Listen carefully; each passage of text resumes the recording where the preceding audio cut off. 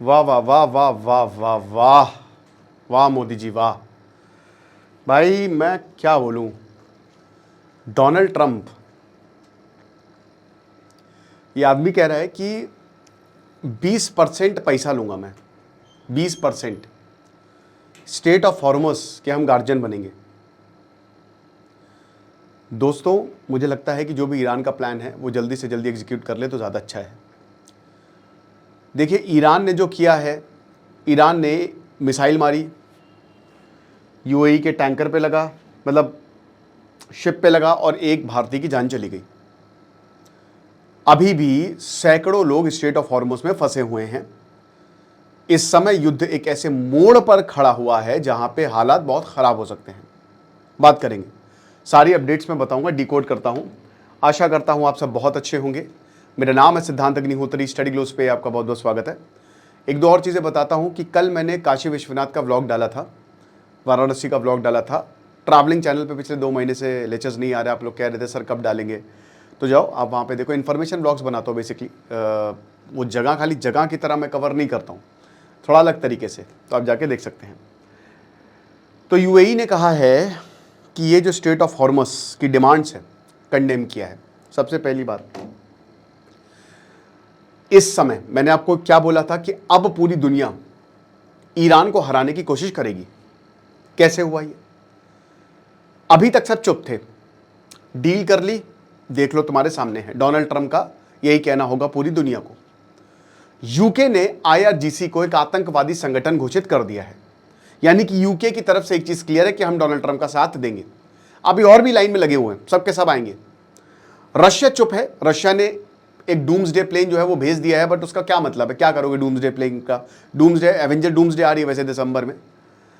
बात यह है कि डोनाल्ड ट्रंप ताबड़तोड़ हमले किए हैं यहां पे, ताबड़तोड़। और सऊदी और यूएई को छोड़ दें, बाकी बहरीन कुवैत पर भी हमला किया है ईरान ने, भयानक।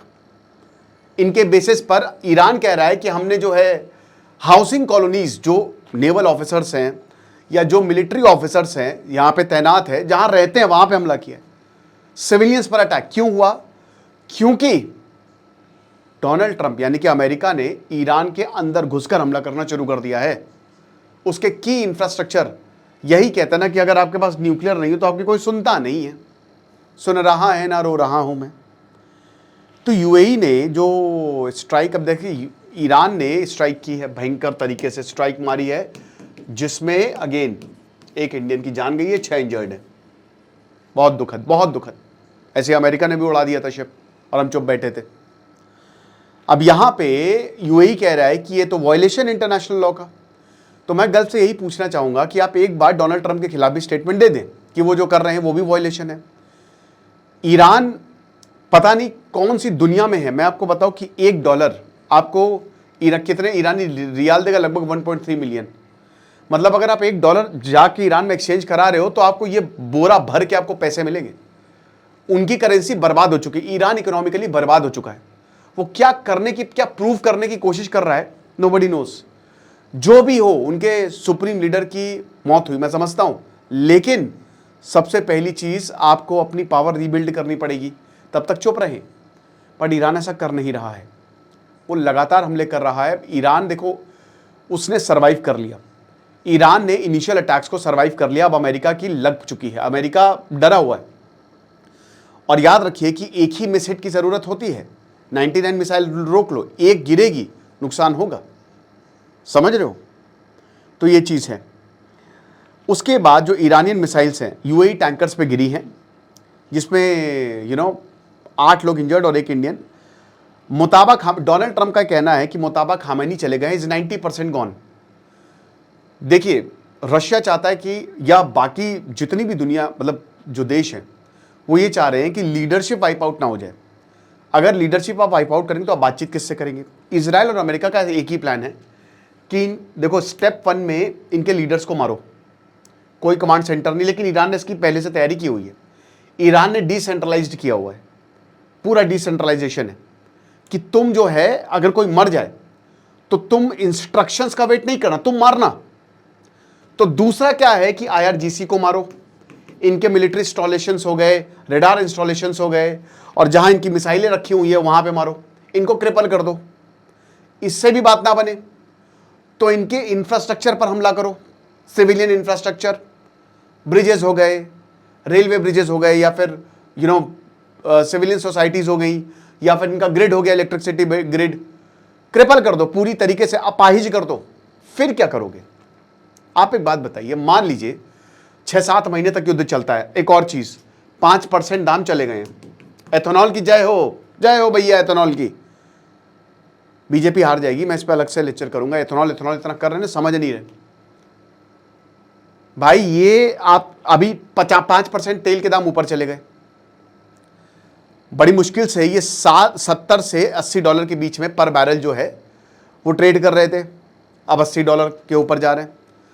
पिछली बार ये जो हाईएस्ट गया था लगभग $117 पर बैरल के करीब गया था। ये युद्ध नहीं रुका तो $150 पर बैरल तक जाएगा तेल, बैंड बच जाएगी, बहुत बुरे हालात हो जाएंगे। तो तेल जो है वो बहुत ऊपर जा रहा है। अब देखिए, ये कह रहे हैं कि ईरान और अमेरिका क्रिपल करना चाहता है, बट उसके बाद आप करोगे क्या? What you will do? कैसे कंट्रोल करोगे आप ईरान को अगर उनकी कोई लीडरशिप नहीं होगी?